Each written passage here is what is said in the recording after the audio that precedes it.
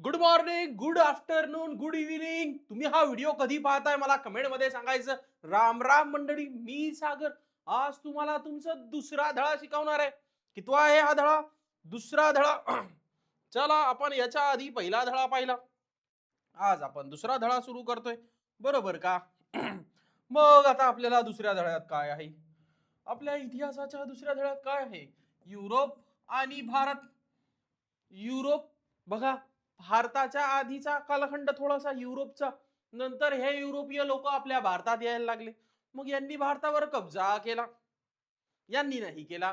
नंतर सोबत ब्रिटिशही आलते. इंग्लंडचे लोक तेच ते जे आपण आतापैकी 15 ऑगस्ट असो, काय 26 जानेवारी असो, जेव्हा जेव्हा ते ऐकतो ब्रिटिश आपल्याला हे करून गेले ते करून गेले, सगळ्या शाळेतले आपण ते एकदम बोरवाले भाषण ऐकतो.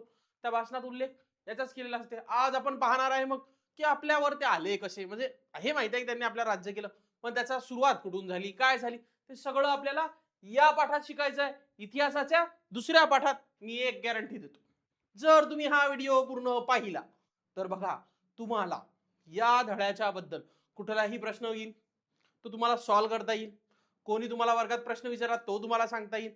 इव्हन जेव्हा तुमचा पेपर येईल तेव्हा तुम्ही तो प्रश्न खूप चांगल्या प्रकारे लिहू शकता. त्यामुळे हा व्हिडिओ पूर्ण पाहायचा. बरोबर का? चला. युरोप आणि भारत. बघा, हे असं काहीतरी आपलं पुस्तक आहे छान छान. बरोबर. चला मग, आधुनिक काळात युरोपमध्ये झालेले बदल. आधुनिक काळ कोणता? बघा, सांगतो मी. अशी काहीतरी धरा. ये ये बरोबर. हा हा इकडे प्राचीन काळ. कोणता? प्राचीन काळ. मग हा मध्ययुगीन काळ. आणि हा आधुनिक काळ. हा कोणता? आधुनिक काळ. याच्यात इतिहास असा विभागला गेलेला आहे आपल्याला. प्राचीन काळ, मध्ययुगीन काळ, आधुनिक काळ. प्राचीन काळ म्हणजे तो एकदम अश्मयुगीन दगड दगड. ते लोक दगडाचे चाकं बनवायचे, त्यांनी दगडांचे हत्यारा बनवले तो. मध्ययुगीन इतिहास थोडासा तिथं मुघल वगैरे बघा, तो एक इतिहास, महाराजांचा इतिहास आपला तो, त्या गोष्टी. आणि आधुनिक इतिहास जेव्हा ब्रिटिश आले, ब्रिटिश गेले, तो कालखंड. चला मग आता आपल्याला पाहायचं आहे. आपल्याला काय पाहायचं आहे? आधुनिक मधलं काय काय झालं, काय काय नाही. अरे सगळंच चाललं गेलं. थांब रे बाबा. ठीक आहे, चल. आधुनिक काळात युरोपमध्ये विविध क्षेत्रात मोठे बदल घडून आले.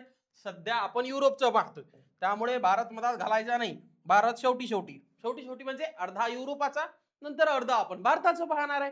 त्यामुळे सध्या डोक्यात फक्त युरोप ठेवा. सध्या युरोप ठेवा. जेव्हा मी म्हणेन चला रे युरोपातले या आपल्या भारतात, तेव्हा आपण भारत सुरू करू. काय करू तेव्हा सुरू? भारत. बघा, आधुनिक काळात युरोपमध्ये विविध क्षेत्रात मोठे मोठे बदल घडून आले. या बदलांचा आधुनिक भारताच्या इतिहासावरही परिणाम झाला. तो आता बदल तर युरोपमध्ये झाले सर, मग भारतावर काय परिणाम झाला? ते आले ना भाई भारतात, ते आधुनिक झाले, ते लोक हुशार झाले, आले भारतात, केला भारताचा गेम. तेच सांगितलंय आपल्याला या पाठात. कसा कसा गेम झाला. चला, युरोपमध्ये झालेले प्रमुख बदल कोणते कोणते होते? मग प्रबोधन युग, आपण हे डिटेलमध्ये पाहणार आहे. भौगोलिक शोध लागले, धार्मिक सुधारणा झाल्या, वैज्ञानिक शोध लागले. म्हणजे सायंटिस्ट भाऊ, चायनीज भाऊचं आपल्याला उदाहरण माहिती आहे कोणतं? अय्यर फ्रॉम टीएमसी, तारक मेहता का उलटा चष्मा. बरोबर. राजकीय क्रांती झाली, राजकीय क्रांती. त्यात राजकीयात काहीतरी बदल झाले, लोकशाही वगैरे अशा काहीतरी गोष्टी झाल्या.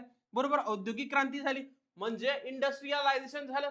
आता प्रत्येक गोष्टी इंडस्ट्रीत बनायला लागल्या. तसं भांडवलाचाही उदय झाला. भांडवल, पैसा, लोकांकडे पैसा आला, तो लोकांनी कुठेतरी इन्व्हेस्ट करायला सुरुवात झाला. भांडवल, वसाहतवाद, कुठेतरी जाऊन सत्ता स्थापन करायची. पहिले काय करायचं? कुठेतरी जाऊन वसाहत म्हणजे कंपन्या. जसं की जर तुम्ही पुण्यातले असाल, चाकण शिरूर तो एरिया माहिती आहे, वसाहती स्थापन झाल्या, तिथं कंपन्या स्थापन झाल्यात. मग त्याचं काहीतरी यांचं उद्दिष्ट वेगळं होतं, ते आपण या पाठात पाहणार आहे. बरोबर. सामाजिक बदल काय काय झाले, लोकांचं समाज जीवन कसं झालं, लोकांचं समाज जीवनात काय फरक झाला, या गोष्टीमुळे काही फरक पडला का, की लोक आधी जसे होते आताही तसेच राहिले, असं काहीतरी झालं का, हे सगळं आपण या पाठात पाहणार आहे. चलो फिर एक एक एक एक देखेंगे. चला, प्रबोधन युग. आता प्रबोधन युग कोणतं? लक्षात ठेवायचं, युरोपच्या इतिहासातील मध्ययुगाचा अखेरचा टप्पा. मध्ययुगाचा अखेरचा टप्पा मी कोणते सांगितलं? प्राचीन, मध्ययुगीन, आधुनिक. बरोबर. प्राचीन, मध्ययुगीन, आधुनिक. त्यातल्या त्यातल्या यातला हा शेवटचा टप्पा. यातला हा शेवटचा टप्पा म्हणजे प्रबोधन युग तो कोणता होता, त्याचं शतक कोणतं होतं बघा, 1400 ते 1600 शतक. आता मी तुम्हाला सांगतो बाळांनो, तुम्हाला शतक समजत नसेल तर मी सांगतो बघा. सगळ्यात पहिले काय असते, वार्षिक. सगळ्यात छोटं काय असते, हा वार्षिक. मग काय असते, दशक. काय असते, दशक, शक, बरोबर. नंतर काय असते, वार्षिक, दशक आणि शतक. काय असते, शतक. मी सांगतो कसं आता पहा. वार्षिक म्हणजे 1, दशक म्हणजे 10 आणि शतक म्हणजे 100. लक्षात ठेवायचं. पहा कसं, वार्षिक 1 वर्ष, बरोबर. दशक आलं तर 10 वर्ष, शतक आलं तर 100 वर्षे. साधं साधं सोपं सोपं लक्षात ठेवून द्यायचं, बरोबर का. बरोबर. मग आता बघा कोणतं, 14वे ते 16वे शतक. 1400 पासून ते 1600 या याच्यात. आता सध्या काय सुरू आहे आपलं, 2026. किती सुरू आहे, 2026. मग आता हे असंच काहीतरी 1400 ते 1600 1400 ते 1600 लक्षात ठेवायचं, बरोबर. सध्या आपलं कोणतं वर्ष सुरू आहे, 2026 हे वर्ष सुरू आहे. मग हे कोणतं होतं, 1400 ते 1600 वर्ष. कोणतं, 1400 ते 1600 वर्ष. बघा हा प्रबोधन युग म्हणून ओळखला जातो. बघा युरोपच्या इतिहासातील मध्ययुगाचा अखेरचा काळ. मग आता प्रबोधन युगाची डेफिनेशन लिहायची, त्याची व्याख्या लिहायची. कशी लिहिणार बाळांनो आपण, युरोपच्या इतिहासातील मध्ययुगाचा अखेरचा टप्पा, शेवटचा टप्पा. बघा साधारण 14वे ते 16वे शतक, बरोबर. हा प्रबोधन युग म्हणून ओळखला जातो. मग या काळात काय काय झालं पाहू आपण. त्यात काय झालं, कला. कला म्हणजे काय, आर्ट, चित्र, गाणी, सिंगिंग, ह्या गोष्टी कला. स्थापत्य म्हणजे काय, बिल्डिंग्स, सिव्हिल बांधकाम, बिल्डिंग्स, स्थापत्य. साहित्य म्हणजे काय, बघा त्यांनी काय केलं, त्यांची वेगळी भाषा होती, त्यांचं वेगळं कल्चर होतं. ह्या सगळ्या गोष्टी कुठेतरी नमूद करून ठेवल्या, म्हणजे त्या लिखाण करून ठेवल्या, त्या कुठेतरी नोंद करून ठेवल्या. साहित्य, तत्वज्ञान, टेक्नॉलॉजी, नवीन टेक्नॉलॉजी आली, नवीन तत्वज्ञान यायला लागलं, ते विज्ञान, सायन्स, बरोबर. शिक्षण, एज्युकेशन, या क्षेत्रात मोठी प्रगती झाली. कोणत्या युगात, प्रबोधन युगात. लक्षात ठेवायचं, प्रबोधन युगात एवढ्या गोष्टी झाल्या. एवढ्या गोष्टीत काय झालं, हे झालं. मग बघा, मानवाच्या बुद्धीला, विचारांना आणि तर्काला, हे वर सरकू का रे, थांबा एकाच मिनिटात, सरक जा बाईवर. हा ठीक आहे. मानवाच्या बुद्धीला, विचारांना आणि तर्काला महत्व मिळू लागले, म्हणून या काळ आधुनिक काळ युगाच्या सुरुवातीचा महत्वाचा ठरला. आधुनिक युगाच्या सुरुवातीचा महत्वाचा काळ कोणता, प्रबोधन युग. मग प्रबोधन युग काय, युरोपातील इतिहासातील मध्ययुगाचा शेवटचा. कोणत्या, 1400 ते 1600. कोणता, 1400 ते 1600 हा काळ. त्या काळात काय काय झालं, मग कला, स्थापत्य, साहित्य, तत्वज्ञान, विज्ञान, शिक्षण या क्षेत्रात मोठी प्रगती झाली. या क्षेत्रात काय झाली, मोठी प्रगती झाली. मग याच्यात अजून काय झालं, मानवाच्या बुद्धीला, विचारांना आणि तर्काला महत्व मिळू लागले, म्हणून हा काळ आधुनिक युगाच्या सुरुवातीचा महत्वाचा काळ म्हटला जातो, बरोबर का रे बाळांनो. चला समोर जाऊ. प्रबोधन युगातील कला आणि विचार काय होते, प्रबोधन युगातील कला आणि विचार काय होते. बघा प्रबोधन काळात मानवतावादी विचारांचा विकास झाला. मानवाच्या साठी केलेले विचार यांचा विकास झाला. मानवाच्या बुद्धीला, विचार स्वातंत्र्याला, सर्जनशीलतेला, ज्ञानाला महत्व मिळू लागले. महत्वाची व्यक्ती लिओनार्दो विंची याचा आपल्याला समोर आहे. या माणसाने युरोपच्या इतिहासात काय काय केलं ते पाहायचं आहे आपल्याला. चल, प्रबोधन काळातील कला आणि विचार यात काय काय झालं, बुद्धीला चालना मिळाली, विचार स्वातंत्र्य मिळालं, सर्जनशीलता झाली, ज्ञानाला सुद्धा चालना मिळाली. पाहू आता, लिओनार्दो द विंची हे प्रबोधन काळातील बहुआयामी व्यक्ती होते. कोणते, बहुआयामी म्हणजे सांगतो, बहुआयामी असा माणूस ज्याला खूप गोष्टीचं नॉलेज आहे. बहुआयामी, खूप गोष्टीचं नॉलेज आहे असा एखादा व्यक्ती, ज्याला सायन्स पण येते, ज्याला इतिहास पण येतो, ज्याला भूगोल पण येतो, अशा भरपूर गोष्टी येतात, म्हणजे बहुआयामी, बरोबर. मग आता पाहू त्या माणसाला काय काय येत होतं. तो चित्रकार होता, लिओनार्दो द विंची हे चित्रकार होते, शास्त्रज्ञ होते, अभियंता सुद्धा होता, इंजिनियर, बरोबर. शारीरशास्त्राचे अभ्यासक सुद्धा होते. बघा, चित्रकार ठीक आहे, शास्त्रज्ञ ठीक आहे, सायंटिस्ट, चित्रकार, सायंटिस्ट, मग अभियंता हे पण ठीक आहे. बघा शारीरशास्त्राचे अभ्यासक, बॉडी विषय, हे तर सगळं टेक्निकल गोष्टी झाल्या, पण हे कोणती गोष्ट झाली, बॉडी, बायोलॉजीशी संबंधित सुद्धा होता. संशोधक होता तो, काय होता, संशोधक, सायनिस्ट होता, सायनिस्ट, सायंटिस्ट, बरोबर. त्याच्या चित्रामध्ये मानवी शरीर रचना, निसर्ग आणि वैज्ञानिक निरीक्षण यांचा सुंदर मिलाप दिसतो. बघा, तो जो चित्रकार होता, बरोबर, त्यानं त्या चित्रात काय केलं, लिओनार्दो दा विंची भाऊन शरीर रचना, शरीराची रचना कशी असते, निसर्ग काय आहे, वैज्ञानिक निरीक्षण आणि वैज्ञानिकांचे निरीक्षण यांचा सुंदर मिलाप, यांनी सगळ्या मिळून चित्र बनवणं सुरू केले. लिओनार्दो दा विंची भाऊनी चित्र बनवून त्यांना काय काय विचार केला, माणसाची शरीर रचना कशी आहे, बरोबर, निसर्ग आणि वैज्ञानिक निरीक्षण या सगळ्या गोष्टींचा विचार केला. बघा, लक्षात ठेवा, लिओनार्दो दा विंची कला अधिक विज्ञान अधिक संशोधन एवढ्या गोष्टीत तो माणूस हुशार होता. यातलं महत्वाचं हे गोष्ट लक्षात राहिली पाहिजे तुमच्या. चला, भौगोलिक शोध. आता भौगोलिक शोध काय काय लागले युरोपातील त्याच कालखंडात, काय काय भौगोलिक शोध लागले, काय काय फरक पडला. 15व्या शतकात युरोपीय दर्यावर्दींनी, बघा दर्यावर्दींनी काय, दर्यावर्दींनी काय सांगतो तुम्हाला, भारत आणि पूर्वेकडील देशांकडे जाणाऱ्या नवीन सागरी मार्गाचा शोध घेण्यास सुरुवात केला. हे दर्यावर्दीनी लोक म्हणजे ते लोक जे रस्ते सापडत होते समुद्री मार्गाने, कोणत्या, समुद्राच्या मार्गात. आधी होतं का रे असं की रडार आहे, गुगल मॅप आहे, नव्हतं. बघ, तेव्हा कसं इकडे जाऊन पाहूच काही भेटते का. पण तुम्ही विचार करा, युरोप पासून भारतापर्यंत येणं, युरोप पासून भारतापर्यंत येणं साधी सुधी गोष्ट नाही भाऊ. किती दूर दूर पर्यंत समुद्रात प्रवास करावा लागते आणि आपण निघणार कुठे याचीही गॅरंटी नाही. तेव्हा त्यांनी काय केलं, सागरी मार्गांनी काय केलं, त्यांनी सागरी मार्गांनी शोध घेण्यास सुरुवात केला. भारत आणि पूर्वेकडील देश, आपला देश, आपला भारत देश हा पूर्वेकडील देश आहे. बघा, पृथ्वीचं जर आपण असं विभाजन केलं, हे पृथ्वी हे असं विभाजन केलं, हे दिशा कोणती उत्तर, हे कोणती दक्षिण, हे कोणती पूर्व, हे कोणती पश्चिम. बघा, त्यात आपला देश इथं इथं येतो असा, इथे इथं आपला देश आहे. बघा, इथं इथं आपला देश आहे, इथे इथं पूर्वेकडील देश म्हणतात आपल्या देशांना. पूर्वेकडील देश, आपला खंड सुद्धा पूर्वेकडे येतो. आपला खंड आशिया खंड, आपण कोणत्या खंडात राहतो, आशिया खंड, तो सुद्धा कुठे येतो, पूर्वेकडेच येतो. बघा मग पूर्वेकडील देशांशी व्यापार वाढवणे. बघा, या मागील प्रमुख कारण काय होतं, हे जे भौगोलिक शोध केले या लोकांनी, हे जे लोक आपल्याकडे आले, या मागील काहीतरी कारण असेल. मुद्दामून फिरायचे म्हणून जातील का रे बाळांनो, नाही, काहीतरी त्यामागे त्यांनी डोकं लावलं. का केलं, काहीतरी झोल होता. चला पटकन पाहू. बघा, पूर्वेकडील देशांशी व्यापार करणे म्हणजे आपले जे देश, भारत, आपल्या आसपासचे जे देश आहेत त्यांच्यासोबत व्यापार करणे. बघा, मसाले व इतर मौल्यवान वस्तू मिळवणे. लुटणे आए थे, यही से सब शुरुआत हुई है. देखो, इथूनच आले होते ते आपल्याला लुटायला. नवीन प्रदेशांचा शोध घेतला, नवीन जागा त्यांचा शोध घेतला. संपत्ती मिळवणे, पैसा लुटणे आहे ते व संपत्ती मिळवणे, बरोबर, व्यापारावर नियंत्रण मिळवणे. बघा, भारतात जर काही व्यापार होतोय, हे साले तिकडून हुशार बनवून आले. आधीच आपण पाहिलं, ते हुशार लोक तिकडे, जे प्रबोधन सुरू झालं होतं तिकडे हुशार होते. आपल्या लोकांना काही काही गोष्टी माहित नव्हत्या, काही काही गोष्टीचे मत नव्हत्या.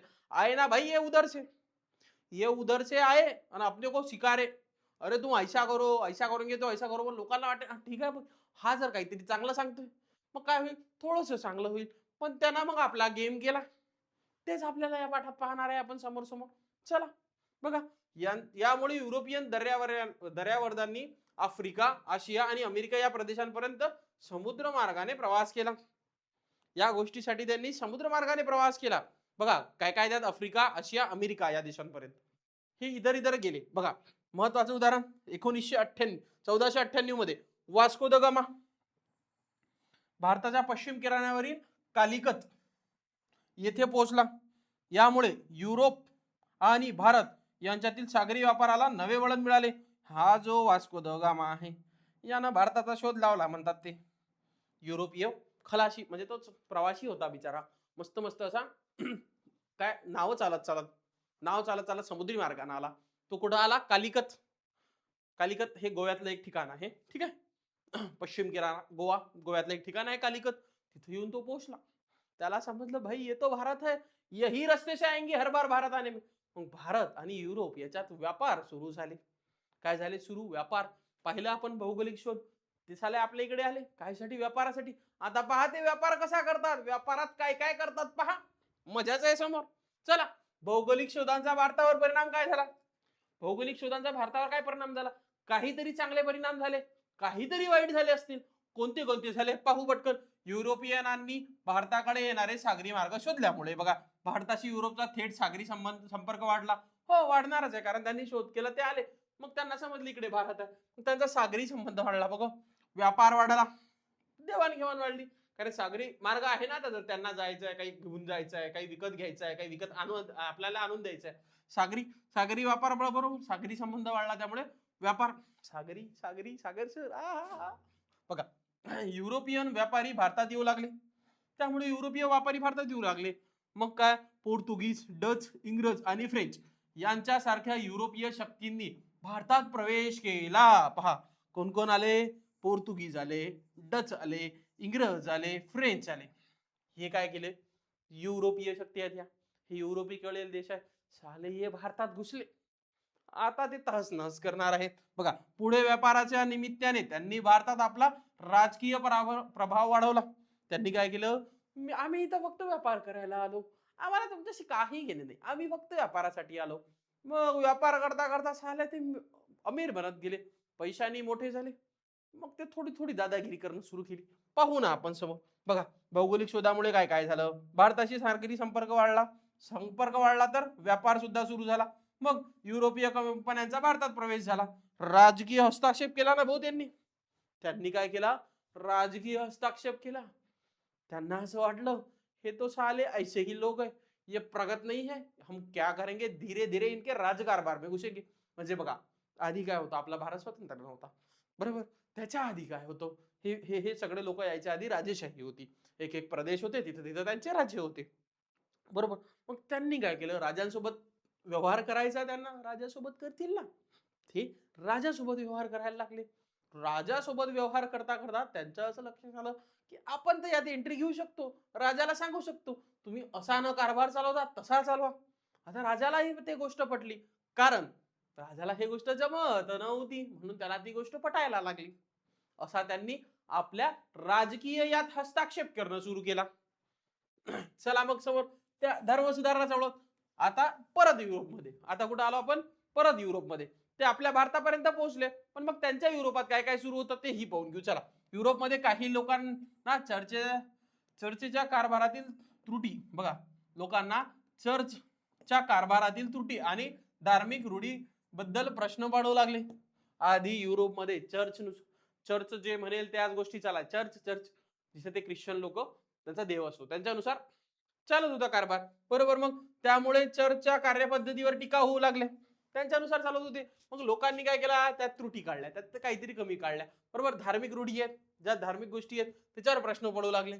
मग काय झालं? त्यामुळे त्याच्यातल्या टीका होऊ लागल्या. हे असंच का होते, का नाही हे बदलू शकत, असे लोक विचारायला लागले. कोणाला? चर्चच्या कारभाराला.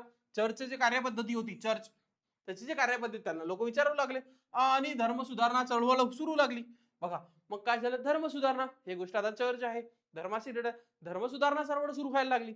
बघा, पुढचं सांगण्याच्या आधी मी तुम्हाला एक गोष्ट सांगतो. इतिहास जो आहे तो जर तुम्ही गोष्टीच्या स्वरूपात लक्षात ठेवाल, कारण ती गोष्ट आहे, ती झालेली गोष्ट आहे, भूतकाळात झालेली गोष्ट आहे, बरोबर? हे जर तुम्ही गोष्टीच्या स्वरूपात लक्षात ठेवला, जर तुम्ही गोष्ट म्हणून ही गोष्ट जर घेतली, तर तुम्हाला ती गोष्ट एकदम गोष्टीसारखीच लक्षात राहील. सर गोष्टी गोष्टी एवढ्या नका करू.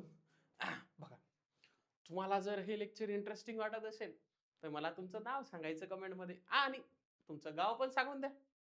भेटू कधीतरी तुमच्याकडे. चला, या चळवळीमुळे काय झालं? धार्मिक विचारांमध्ये बदल झाले. बघा, लोकांमध्ये प्रश्न विचारण्याची प्रवृत्ती वाढली, बरोबर? धर्मातील अंधश्रद्धा व रूढींवर विचार केला जाऊ लागला. धार्मिक स्वातंत्र्याला महत्व मिळाले. या सगळ्या गोष्टीमुळे, कोणत्या? धर्म सुधारणा चळवळीमुळे काय काय झालं? धार्मिक विचारांमध्ये बदल झाला. हो, ही गोष्ट अशी देवाच्या मुळे आहे म्हणून ही करायची नाही, नाही आम्ही नाही करणार, तू आम्हाला तथ्य दाखव या गोष्टीतलं, तरच आम्ही ती गोष्ट करणार, असं सांगण्यात आलं. अजून काय झालं? लोकांमध्ये प्रश्न विचारण्याची प्रवृत्ती वाढली. लोक प्रश्न विचारायला लागले. आता लोक ऐकत नाहीत. कसं? हे मी का करू, देव म्हणते म्हणून मी का करू, असे प्रश्न विचारायला लागले. बघा, धर्मातील अंधश्रद्धा आणि रूढींवर विचार केला जाऊ लागला. धर्मातील ज्या अंधश्रद्धा होत्या, अजून काही रूढी होता, त्यावर विचार केला जाऊ लागला. धार्मिक स्वातंत्र्याला महत्व मिळाले. यामुळे काय झालं? जे धार्मिक स्वातंत्र्य होतं त्याला एक विशेष महत्व मिळायला लागलं. चला, वैज्ञानिक शोध. प्रबोधन युगानंतर युरोपमध्ये विज्ञानाच्या क्षेत्रात मोठी प्रगती झाली. आपण पाहिलं प्रबोधन युगात काय काय गोष्टी झाल्या. बरोबर. मग लोकांनी काय केलं, निरीक्षण करणं सुरू केलं, प्रयोग करणं सुरू केले, तर्क लावणं सुरू केले, पुरावे जमा करणं सुरू केले. यांच्या आधारे ज्ञान मिळवण्यास सुरुवात झाली. बरोबर. मग यामुळे खगोलशास्त्र बघा, पृथ्वी एकच ग्रह नाही, पृथ्वीसोबत अजूनही ग्रह आहेत, अजूनही तारे आहेत. या गोष्टीचा ज्यात अभ्यास केला जाते. खगोलशास्त्र, भौतिकशास्त्र, फिजिक्स. फिजिक्स वर जाणारी गोष्ट खालीच काय येते, ग्रॅव्हिटेशन, गुरुत्वाकर्षण. या सगळ्या गोष्टी कुठे, भौतिकशास्त्रात येतात. बरोबर. वैद्यकशास्त्र म्हणजे बायोलॉजी, बायोलॉजी, वैद्यकशास्त्र, बायोलॉजी. त्यात बायोलॉजी, वैद्यकशास्त्रातला बायोलॉजी एक पार्ट. वैद्य, वैद्य म्हणजे डॉक्टर, डॉक्टर, हा ते गोष्ट. आणि इतर विज्ञान शाखांमध्ये नवीन शोध लागले, आणि इतर विज्ञान शाखांमध्ये नवीन नवीन शोध लागले. काय झालं, नवीन नवीन शोध लागले. पहा परिणाम काय झाला, विज्ञान विचारसरणी वाढली आणि नवीन तंत्रज्ञानाचा विकास झाला, आणि नवीन तंत्रज्ञानाचा विकास झाला. मग वैज्ञानिक शोधात काय काय झालं, लक्षात ठेवायचे हे सगळे मुद्दे. बघा, लोकांनी निरीक्षण करणे सुरू केले, लोकांनी प्रयोग करणे सुरू केले, लोकांनी तर्क लावणे सुद्धा सुरू केले. मग काय झालं, यातून पुरावे जमा झाले, पुरावे जमा करायला लागले लोक. मग लोकांनी खगोलशास्त्र, भौतिकशास्त्र, वैद्यकशास्त्र आणि इतर विज्ञान शाखांमध्ये नवीन शोध लावणं सुरू केले, नवीन शोध होणे सुरू झाले. बरोबर. त्यामुळे काय झालं, नवीन तंत्रज्ञानाचा विकास होऊ लागला युरोपमध्ये. भारतातली ही गोष्ट सुरू नाही, आपण सध्याही युरोपमध्येच आहे. ते फक्त भारतात कसे आले आपण ते पाहिलं. चला, युरोपातील वैचारिक क्रांती, आता विचारांना सुद्धा लोकांच्या चालना मिळाली. थोड्या थोड्या गोष्टी बदलत होत्या. पण पाहिलं प्रबोधन युगानंतर थोड्या थोड्या गोष्टी बदलायला लागल्या युरोपात. प्रबोधन युग तो काळ 1400-1600, कुठचा एकदम शेवटीचा मध्ययुगीन काळाचा शेवटचा कालखंड लक्षात ठेवायचा. प्रबोधन काळात सुरू झालेल्या विचारांची प्रक्रिया पुढेही चालू राहिली. बरोबर. लोकांनी जुन्या रूढी परंपरांवर विचार प्रश्न सुरू केली. बरोबर. तर्क, बुद्धी, स्वातंत्र्य आणि समता यांच्यासारख्या विचारांना महत्व मिळाले. या वैचारिक बदलांमुळे पुढे युरोपमध्ये मोठ्या राजकीय व सामाजिक क्रांती घडून आल्या. मोठ्या मोठ्या राजकीय आणि सामाजिक क्रांती घडून आल्या. कशामुळे आल्या घडून, आपण पाहिलं प्रबोधनानंतर लोक खूप काही काही गोष्टी करत होते. खूप चांगल्या चांगल्या गोष्टी झाल्या त्यांच्याकडे. युरोप मधली गोष्ट युरोप मधली सुरू आहे. युरोप भारत मिक्स करायचं नाही यात, हे लक्षात ठेवा. चला, राजकीय क्षेत्रातील क्रांती काय काय झाली, युरोप मधील राजकीय क्षेत्रात काय काय क्रांती झाली पाहू. आधुनिक काळात युरोपमध्ये अनेक राजकीय बदल झाले. लक्षात ठेवायचं. लोकांनी काय केलं, राजेशाहीच्या अधिकारांवर प्रश्न उपस्थित केले, की हा राजा आहे, त्याचा काय काय अधिकार आहे, त्याचा काय अधिकार आहे की तो आमच्याकडून कर जमा करेल. बरोबर. स्वातंत्र्याची मागणी केली, आम्ही राजाच्या दडपशाही खाली राहणार नाही, आम्हाला स्वातंत्र्य पाहिजे, अशी त्यांनी मागणी केली. सोबतच समानतेचा विचार मांडला. समानता, सगळ्या लोक सारखेच पाहिजेत, ना कोणी मोठा ना कोणी लहान. मग राजा मोठा का, तोही तर साधा माणूसच आहे, त्यालाही खाली आणा. जे मोठे मोठे लोक आहेत सगळे सारखं समान झाले पाहिजेत, असा लोकशाहीचा आग्रह धरला. बघा, आधी राजेशाही होती. राजेशाही हे पिढ्यानपिढ्या जाणारी गोष्ट आहे, पिढ्यानपिढ्या होणारी गोष्ट आहे. मग त्यांनी असं म्हटलं की लोकशाही आली पाहिजे. लोकांमधूनच आपला जो नेता आहे, आपण जो राजाच्या जागी ठेवणारा माणूस आहे, तो आपल्या लोकांतूनच निवडला गेला पाहिजे. लोकशाही आली पाहिजे. नागरिकांच्या अधिकारांना महत्व मिळाले पाहिजे. बरोबर. जे समाजात, जे त्या देशात राहणारे नागरिक आहेत, त्यांचा सुद्धा विचार झाला पाहिजे, त्यांना सुद्धा अधिकार भेटले पाहिजेत. बरोबर. या विचारांचा परिणाम पुढील राजकीय क्रांतीवर झाला. या विचारांचा परिणाम पुढील राजकीय क्रांतीवर झाला. चला, फ्रेंच राज्य क्रांती पाहू आपण. इसवी सन 1789, लक्षात ठेवायचं. इसवी सन 1789 मध्ये फ्रेंच राज्य क्रांती झाली. काय झाली, फ्रेंच राज्य क्रांती झाली. या क्रांती मागे स्वातंत्र्य, समानता आणि बंधुता, स्वातंत्र्य, समानता आणि बंधुता या विचारांचा मोठा प्रभाव होता. फ्रेंच राज्य क्रांतीमुळे युरोपच्या राजकीय इतिहासात मोठे परिवर्तन झाले. बघा, लक्षात ठेवा. फ्रेंच राज्य क्रांती इसवी सन डिटेल मध्ये पाहू. 1789 मध्ये फ्रेंच राज्यक्रांती झाली. बघा, या क्रांतीत काय होतं, स्वातंत्र्यता, समानता आणि बंधुता या विचारांना मोठा प्रभाव टाकण्यात आला, की ह्या गोष्टी झाल्याच पाहिजे. फ्रेंच राज्यक्रांतीमुळे युरोपच्या राजकीय इतिहासातही मोठे परिवर्तन झाले. यामुळे काय झालं, बऱ्यापैकी त्यांच्या ह्याच्यात राजकीय परिवर्तन झाले. जे राजा होता तो नाही पाहिजे, आम्हाला आता लोकशाही पाहिजे, अशा गोष्टी रूढी होत गेल्या, गोष्टी बदलत गेल्या. पाहू मग आता. समोर आहे औद्योगिक क्रांती. युरोपमध्ये काय औद्योगिक क्रांती झाली, युरोपमध्ये औद्योगिक क्रांती झाली. पूर्वी वस्तूंचे उत्पादन मुख्यतः हाताने केले जात असे. हो, मी साधं साधं सोपं सोपं उदाहरण देतो त्याचं. बघा, आधी जर उसापासून साखर तयार करायची, त्यासाठी काय करत होते? उसाचा बैलाच्या साह्याने, म्हणजे ते एक मशीन होती, त्याला बैल जुतायचे, रस काढायचे, तो रस गरम करायचे, त्याचा गुळ बनेल, त्या गुळाची खूप मोठी प्रोसेस. पण आता काय, कारखान्यात ऊस टाका, त्या कारखान्यात सगळ्या मशिनरी आहे, त्याच्यापासून साखर तयार होते. काय झालं? गोष्टी आधुनिक झाल्या. काय झालं? उत्पादन उत्पादन हाताने करणार होते, आता ते मशिनरीने करणार लागले. बघा, औद्योगिक क्रांती झाली, यंत्राचा वापर वाढला, कारखाने निर्माण झाले, उत्पादनात मोठ्या प्रमाणावर होऊ लागले, वाहतूक आणि दळणवळण सुधारणा झाली. बघा, जर उत्पादन वाढलं तर मग वाहतूक आणि दळणवळण. आता दळणवळण म्हणजे काय? दळण घेऊन जाताना वळून पाहणे. इकडे इकडे या. तुम्ही सांगा, जर दळणवळण तुम्ही असं लिहिलं तर, दळण घेऊन जाताना, इतर दळण ठेवलं खांद्यावर, दळण घेऊन जाताना वळून पाहणे. नाही बाळा, दळणवळण त्याला म्हणत नाही. दळणवळण म्हणजे मी सांगतो. बघा, वस्तू, माल, लोक एका जागेवरून दुसऱ्या ठिकाणी जाणे, एका जागेवरून दुसऱ्या ठिकाणी जाणे. वस्तू, माल, माल म्हणजे ते ज्यात काही व्यापाराच्या गोष्टी असतील, ज्यात काही शेतीमाल असेल, अशा गोष्टी एका ठिकाणावरून दुसऱ्या ठिकाणी जाणे, एका ठिकाणावरून ती गोष्ट दुसऱ्या ठिकाणी जाणे. ये काय मी आता दळणवळण. इसको क्या बोलते? दळणवळण. फक्त दळणवळण वस्तूचं होते का? नाही, माणसांचं सुद्धा होते दळणवळण. काय होते? दळणवळण. आता कोण विचारलं दळणवळण म्हणजे काय? सर, दळणवळण म्हणजे दळण घेऊन जाताना वळून पाहणे. नाही. चला, नवीन उद्योग निर्माण झाले. बघा, नवीन उद्योग निर्माण झाले, मग यानं काय झालं? यानं काय झालं? हाताने उत्पादन थांबलं, यंत्राने उत्पादन सुरू झालं, कारखाने मोठ्या प्रमाणात उत्पादन व्हायला लागलं. यामुळे काय व्हायला लागलं? मोठ्या प्रमाणात उत्पादन व्हायला लागलं. बघा, औद्योगिक क्रांतीची सुरुवात. आता आपण पाहणार आहे औद्योगिक क्रांतीची सुरुवात कशी झाली, काय काय झालं त्यात पाहू. औद्योगिक क्रांतीची सुरुवात इंग्लंडमध्ये झाली. कुठं झाली? इंग्लंडमध्ये झाली. आता हे लोक साले, त्यांच्याकडे सगळं करून घेतलं, त्यांच्याकडे ते हुशार बनले, नंतर भारतात आले. क्यों आए भाई भारत में, देखेंगे क्या आए, कैसी एंट्री मिली, अब आगे आगे देखो होता है क्या. इंग्लंड मध्ये, बरोबर, कोळसा, लोखंड, यंत्रे, वाफ्याची शक्ती, वाफेची शक्ती यांचा मोठ्या प्रमाणावर उपयोग होऊ लागला. कोळसा, कोयला, कोयला माहिती आहे का रे बाळा? कोयला कशासाठी? पॉवर जनरेशन साठी. बरोबर, बरोबर. लोखंड, आयरन, आयरन, एफी, एफी, त्याला केमिकल फॉर्म्युला आहे एफी, एफी, आयरन, आयरन, लोखंड, लोखंड, साधी साधी गोष्ट. चला, यंत्रे, मशिनरी. काय? मशिनरी. हे तुम्ही लिहून घ्या पुढचं, ठीक आहे. वाफेची शक्ती. आता हे ग इथपर्यंत माहित होतं सर, वाफेची शक्ती काय? बघा, तेव्हा असे शोध लागले की वाफेमुळे रेल्वे चालू शकते. आधीचे इंजिन वाफेवरच होते, आता सुद्धा वाफेवर बऱ्याच गोष्टी येतात. तुम्ही जर शिर्डीच्या आसपासचे असाल तर मला कमेंट करून सांगा, सर आम्ही शिर्डीच्या जवळचे आहे. बघा, शिर्डीमध्ये भात शिजवला जातो, तो स्टीम राईस असतो. कोणता राईस असतो? Steam rice. मग आपल्या घरी काय करतात?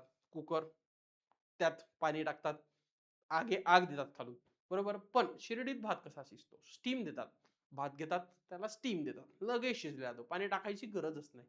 अशा गोष्टी. हे काय? हे सध्याचं काय. मग तेव्हा स्टीमचा वापर करून त्यांनी काय केले? रेल्वे इंजिन बनवले, ज्यांनी रेल्वे चालणार. बघा, वाफेच्या इंजिनमुळे उद्योग आणि वाहतूक क्षेत्रात मोठा बदल झाला. ऑफकोर्स, इंजिन आलं, रेल्वे आलं. रेल्वे आता तुम्हालाही माहिती आहे किती मोठी गोष्ट आहे. खूप सारे लोकही जाऊ शकतात, मालही जाऊ शकते. त्यामुळे काय झालं?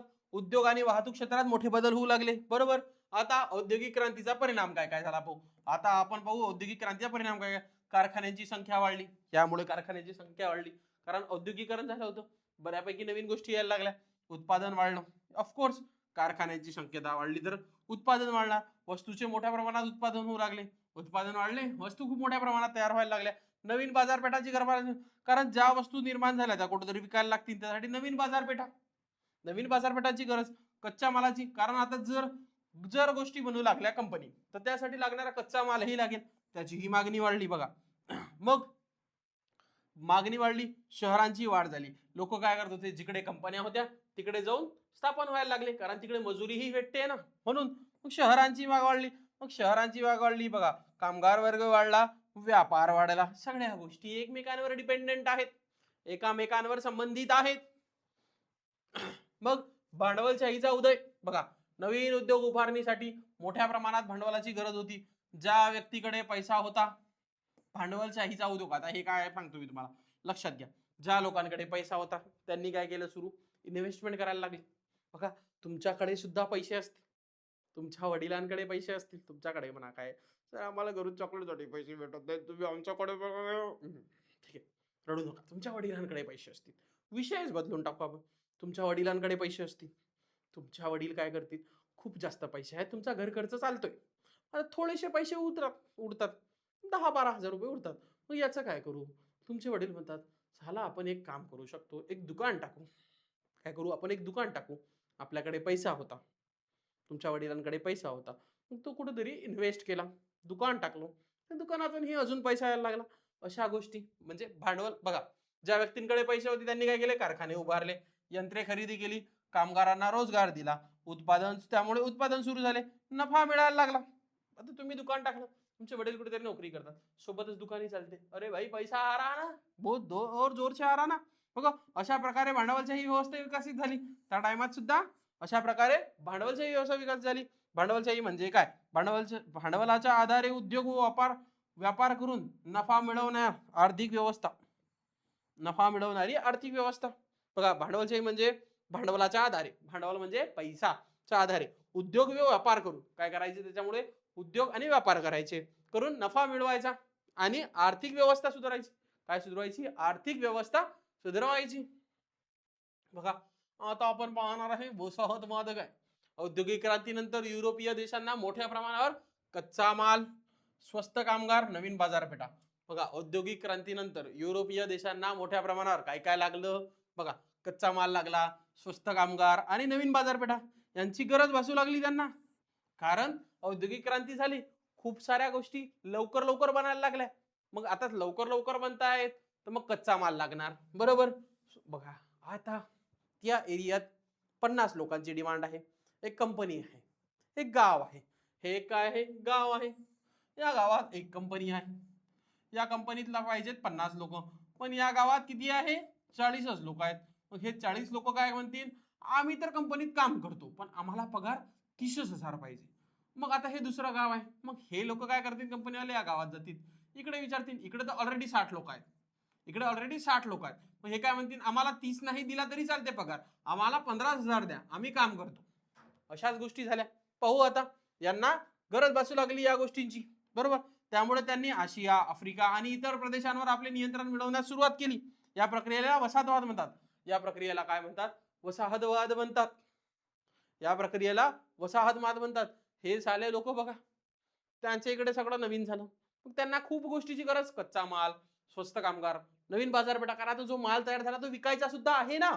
मग ते आले आपल्या इकडे, कोणत्या कोणत्या देशात आले बघा, आशिया हा खंड, आफ्रिका आणि इतर प्रदेश, आशिया, आफ्रिका आणि इतर प्रदेशावर आपले नियंत्रण मिळवण्यास सुरुवात केली त्यांनी, बरोबर. या प्रक्रियेला वसाहतवाद म्हणतात. याच प्रक्रियेला काय म्हणतात बाळांनो? वसाहतवाद म्हणतात. बघा, सोपं सोपं लक्षात ठेवायचं. कारखाने वाढले, कच्च्या मालाची गरज वाढली, बाजारपेठांची सुद्धा गरज वाढली, बरोबर. वसाहतींचा विस्तार झाला, म्हणजे वसाहती दुसऱ्या देशात दुसरीकडे जायला लागल्या, बरोबर. काय झालं? वसाहतवाद. यामुळे सामाजिक बदल काय झाले? औद्योगिक क्रांतीमुळे समाजातही मोठे बदल झाले. बघा, शहरांची वाढ झाली, ग्रामीण भागातून लोक शहराकडे येऊ लागले कामासाठी. शहरांची वाढ झाली कारण शहरातच कारखाने होते, म्हणून कामगार वर्ग निर्माण झाला, कामगार वर्ग सुद्धा निर्माण झाला. हो, कामगार जसा त्यांचा वर्ग निर्माण झाला, कारखानदार आणि कामगार असे दोन प्रमुख वर्ग निर्माण झाले. बघा, जो कारखाना चालवतात, मग असे मोठे मोठे लोक जे सगळ्यांचे ओनर आहेत, आणि जाताखाली काम करणारे लोक कामगार, असे दोन गट निर्माण झाले, एक तर कारखानदार आणि एक कामगार. नवीन प्रकारच्या सामाजिक समस्या निर्माण झाल्या, नवीन प्रकारच्या सामाजिक समस्या, कारण सगळे लोक शहरात जातील, सगळे लोक पैसा कमवायसाठी जातील, काहीतरी गडबड होणार आहे, बरोबर. कामगारांच्या हक्काविषयी जागृती होऊ लागली. बघा, हे सगळे कामगार हे काय करायचे, जे कारखानदार लोक होते, हे या कामगारांकडून खूप काम करून घ्यायचे, पैसे उत्तुषेत द्यायचे, कारण तुमची गरज आहे, या तुम्ही. मग काय झालं, या कामगारांनी संघटन बनवलं. त्यांनी विचार केला, साला अब तो कुछ करना पड़ेगा, अब कुछ तो भी करते हैं. तो फिर इन्होंने क्या किया, इन्होंने गट बनाया, अब हम देखेंगे कि हमसे कैसे ज्यादा काम करवा दे. ग्रुप बनवला, त्यांनी त्याचे गोष्टी, त्यांनी त्यांचे विचार मांडायला सुरुवात केली. बघा, युरोपियनांचा भारताकडे वाढता कल.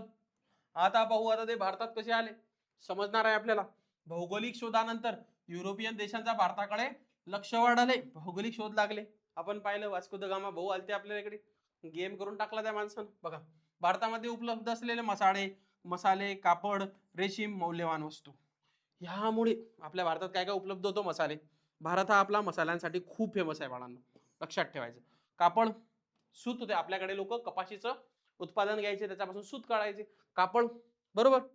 अजून रेशीम, रेशीम हा ही एक सुताचाच प्रकार आहे. सूत, रेशीम ऐकलं असेल तुम्ही, रेशमी कपडा आहे, त्याचं सूत वेगळं असते, रेशीम, बरोबर. मौल्यवान वस्तू, पैसो वाले बडे बडे एकदम महंगी चीजें. बघा यामुळे भारताशी व्यापार करण्याची युरोपियनांची इच्छा वाढली, बरोबर. सुरुवातीला ते व्यापारासाठी भारतात आले, बरोबर. पुढे त्यांनी राजकीय हस्तक्षेप करण्यास सुरू केला. किती बदमाश लोक आहेत. आले कायसाठी? तुम्ही व्यापारासाठी. व्यापार करा, तुमचं काम करा, जात जा, वापस येत जा. नाही, हे झाले हरामखोर होते.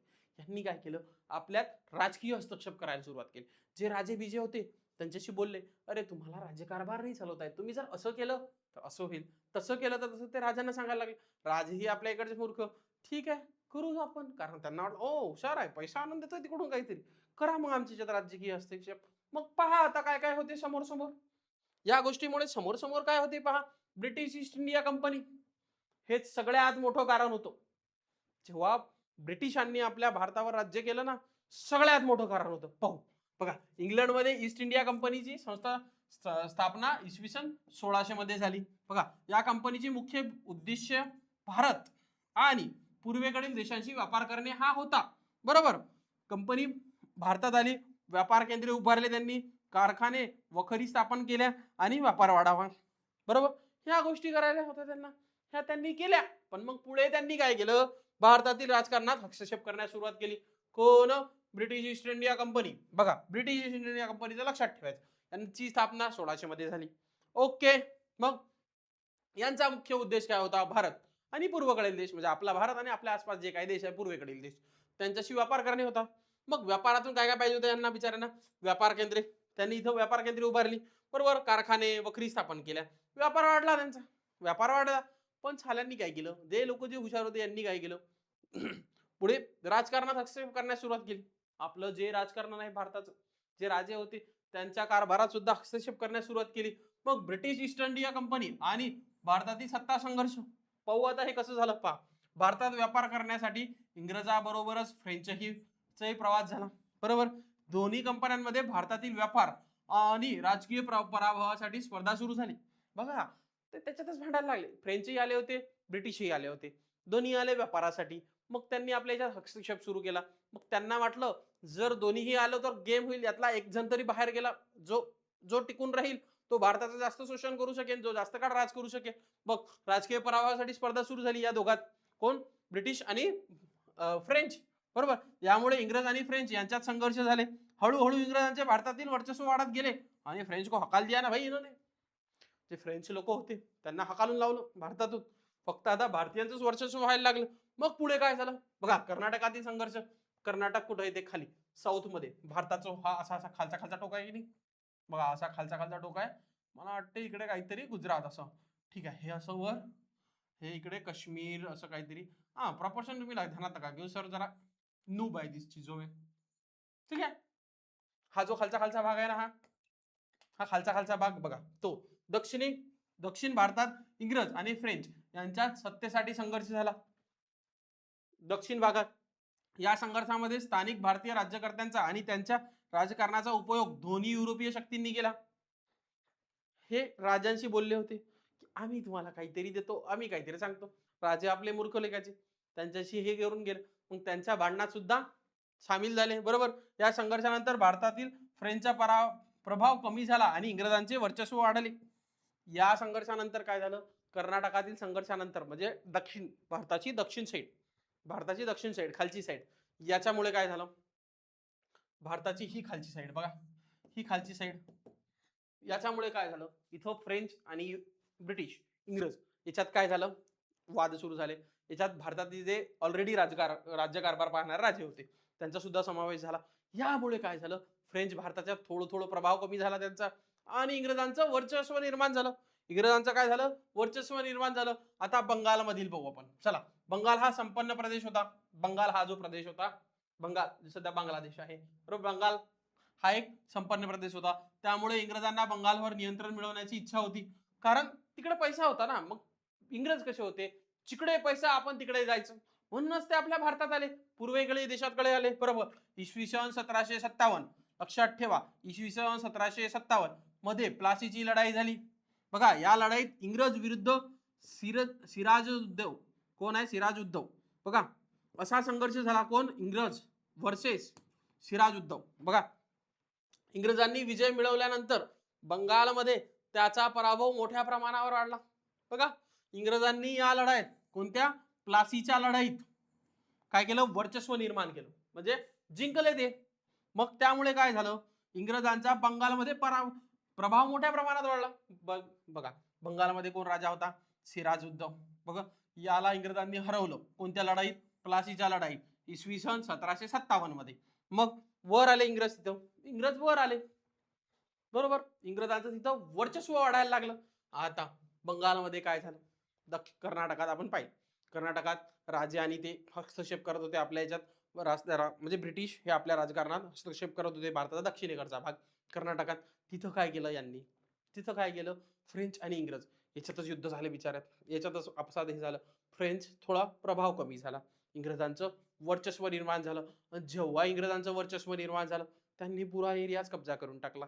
मग या बंगालकडे, बंगाल हा एक संपन्न प्रदेश होता, बम पैसा होता तिकडे, यांची नजर तिकडे गेली, हे तिकडे घुसले. त्यांनी काय केलं, बघा, 1757 या साली डायरेक्ट लढाई केली. त्या लढाईला नाव होतं प्लासीची लढाई. ते लढाईचं नाव होतं प्लासीची लढाई. हा जो होता सिराजुद्दौला जो होता, त्याच्यासोबत त्यांनी लढाई केली. सिराजुद्दौलाचा पराभव झाला, इंग्लंडचं बंगालमध्ये सुद्धा वर्चस्व आलं. चला, आता रॉबर्ट क्लाइव्ह, प्लासीच्या लढाईत इंग्रजांच्या बाजूने रॉबर्ट क्लाइव्ह हा प्रमुख अधिकारी होता. कोण होता, रॉबर्ट क्लाइव्ह. रॉबर्ट क्लाइव्ह हा एक प्रमुख अधिकारी होता. त्याच्या नेतृत्वाखाली इंग्रजांनी बंगालमध्ये आपले वर्चस्व मजबूत केले. याच्या नेतृत्वाखाली झालं होतं ते, याच्या नेतृत्वाखाली बंगालमध्ये केलं. बघा, प्लासी नंतर इंग्रजांचा भारतातील राजकीय प्रभाव वाढण्यास सुरुवात झाली. आता ते बंगालमध्ये जिंकले. आता त्यांना वाटलं की ठीक आहे, आपण स्ट्रॉंग बन रे, तेच झालं. मग त्यांचा असा प्रभाव वाढायला सुरुवात झाली पूर्ण भारतात. पुढे काय काय झालं बघा, बंगालचा आर्थिक उपयोग झाला. बंगालवर प्रभाव मिळाल्यानंतर इंग्रजांना भारतातील संपत्ती आणि व्यापारावर अधिक नियंत्रण मिळाले, कारण बंगाल हा आपण पाहायला संपन्न होता, बरोबर. त्यामुळे कंपनीची आर्थिक ताकद वाढली, भारतातील इतर प्रदेशांवर नियंत्रण मिळवण्याची क्षमता वाढली, इंग्रजांचा राजकीय विस्तार वेगाने वाढला. तिकडे ते त्यांचंच राज्य होतं ना, त्यांनी हरवलं, ते तिकडे जिंकले. मग काय पहा, मुघल साम्राज्याच्या ह्रासामुळे भारतात अनेक प्रादेशिक सत्ता निर्माण झाल्या. बघा, जेव्हा मुघलांचं साम्राज्य गेलं, तेव्हा भारतात अनेक सत्ता निर्माण झाल्या होत्या. बघा, विविध राजे होते, नवाब होते, संस्थाने होते, प्रादेशिक सत्ता होत्या, यांच्यात संघर्ष वाढले. इंग्रजांनी या परिस्थितीचा फायदा घेतला. जर समजा दोन लोक लढत आहेत, तिसऱ्याचा फायदा घेणे, हेच केलं या इंग्रजांनी. बघा काय झालं, मुघलांची सत्ता संपत आली आपल्या भारतात, मुघलांची सत्ता संपत आली. मग जे बरेच नवीन नवीन राज्य होते, त्यांनी एकमेकात युद्ध सुरू केले की मला हे पाहिजे, तुझा हा प्रदेश माझा, तो प्रदेश माझा. मग यात ब्रिटिशांनी फायदा घेतला, त्यांनी त्यांचं वर्चस्व निर्माण केलं. बघा, भारतातील राजकीय अस्थिरतेमुळेचा फायदा घेऊन इंग्रजांनी आपले वर्चस्व वाढवले. कुठं, मुघलांच्या साम्राज्यानंतर, बरोबर. हैदर अली आणि टिपू सुलतान हे एक महत्वाचे लोक. बघा, दक्षिण भारतात म्हैसूर ही शक्तिशाली सत्ता होती. कोणती, म्हैसूर नावाची. म्हैसूरच्या सत्तेचा विस्तार करण्यासाठी हैदर अली आणि पुढे टिपू सुलतान यांची इंग्रजांशी संघर्ष केला. टिपू सुलतानने इंग्रजांना तीव्र विरोध केला. टिपू सुलतानने काय केला, इंग्रजांचा तीव्र विरोध केला, बरोबर. म्हैसूरच्या संघर्षामुळे इंग्रजांना दक्षिण भारतात आपले वर्चस्व निर्माण करण्यासाठी मोठे संघर्ष करावे लागले, पण त्यांनी वर्चस्व निर्माण केलं. बघा, हैदर अली आणि टिपू सुलतान. बघा, म्हैसूरच्या सत्ता होती, म्हैसूरची सत्ता एकदम बलाढ्य सत्ता होती, स्ट्रॉंग सत्ता होती. म्हैसूरच्या सत्तेचा विस्तार करण्यासाठी हैदर अली आणि टिपू सुलतान यांनी इंग्रजांशी संघर्ष केला. म्हैसूरची सत्ता टिकून राहावी, सत्तेचा अजून विस्तार व्हावा, सत्ता आपली मोठी व्हावी, त्याच्यासाठी हैदर अली आणि टिपू सुलतान यांनी इंग्रजांशी झुंज दिली, बरोबर. टिपू सुलतानने इंग्रजांना तीव्र विरोध केला. म्हैसूरच्या संघर्षामुळे इंग्रजांना दक्षिण भारतात, जे खाली आहे, खाली आपण पाहिलं होतं कर्नाटक साईड, तिकडे बरोबर. भारतात आपले वर्चस्व निर्माण करण्यात मोठा संघर्ष करावा लागला. मग शीख सत्तेचा उदय उत्तर भारतात, जो आता वरचा भाग आपल्या भारताचा, बघा मी असं रफच काढतो आता डायग्राम, लवकर लवकर झाली पाहिजे. हा आपला भारत देश, हे खालचं टोक, ठीक आहे, खालचं टोक इकडे गुजरात, ठीक आहे, हे जे वर आता हे इकडे काश्मीर गेलं तिकडे, ठीक आहे, हे काश्मीर, हे असं काहीतरी. हा जो वरचा इथून वरचा जो भाग होता हे आता काश्मीर बिश्मीर हे असं वर गेला, याच्या लक्षात ठेवून घ्यायचं जरासं, ठीक आहे. हा जो वरचा वरचा भाग होता उत्तरेकडील भाग, वरचा भाग उत्तरेकडील भाग. उत्तर भारतात शीख शक्तीचा उदय झाला. बघा महाराजा रणजित सिंह यांनी पंजाबमध्ये शक्तिशाली राज्य निर्माण केले. कोण? महाराजा रणजित सिंह, बरोबर.